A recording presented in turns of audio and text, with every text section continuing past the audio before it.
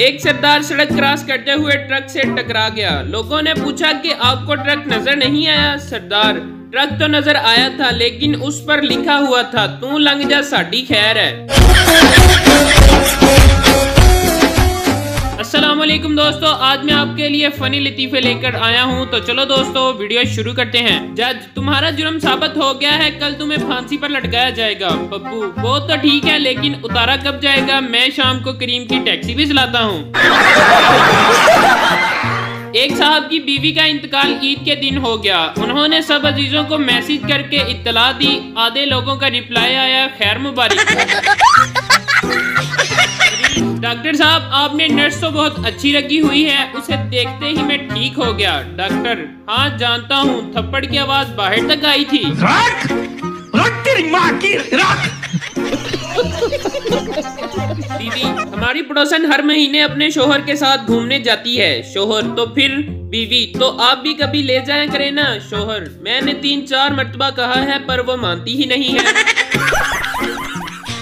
लोग सर्दियों में 2-3 जर्सियां बनियान पहनकर ऊपर कमीज डालते हैं, शलवार के अंदर गरम पजामा और पाँव में 2-2 जराबे पहनते हैं और फिर आग तापते हुए कहते हैं हुण और सर्दियां नहीं रही जो पहले होंदियां सी। कौन है ये लोग?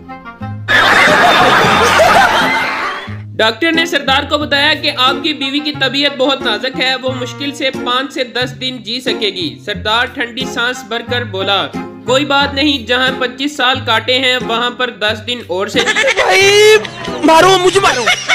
ताजमहल को देखकर शाहजहां का पोता बोला, आज हमारा भी बैंक बैलेंस होता अगर हमारा दादा आशिक ना होता।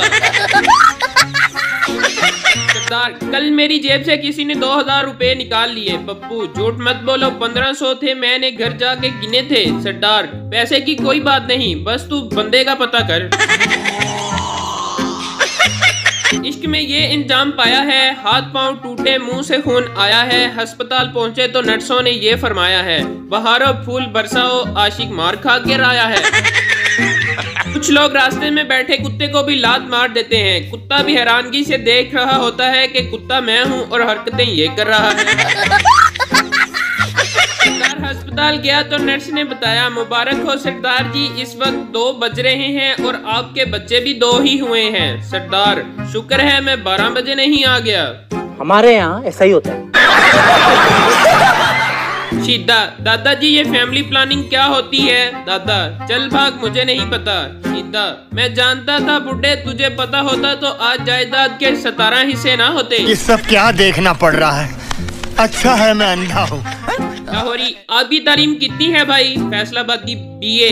लाहौरी, सादा BA। फैसलाबादी, नहीं बीरे बादशाह, उस गुस्ताख का कान काट दो। सरदार, नहीं ये जुल्म ना करो, मैं अंधा हो जाऊंगा। बादशाह, कान काटने से कोई अंधा नहीं होता। सरदार, ओए चश्मा फिर तेरे बाप के कान पर लगाऊंगा क्या? पाकिस्तान में बच्चों के अलावा जो चीजें थप्पड़ खाने से ठीक होती हैं वो हैं टीवी रिमोट, मोटरसाइकिल की हेडलाइट, मॉनिटर LCD, गाड़ी की टेप। रात को लाइट बंद करके सो रहा था, उसके कमरे में एक जुगनू आ गया। सरदार, या खुदा, ये डेंगी मच्छर तो हमको टॉर्च लेकर ढूंढ रहा है। मारो मुझे मारो। पप्पू ने नंबर मिलाया तो एक लड़की की आवाज आई, आपके पास बैलेंस ना काफी है। पप्पू, बस जाने मन तुमसे बात हो जाती है, यही काफी है। वो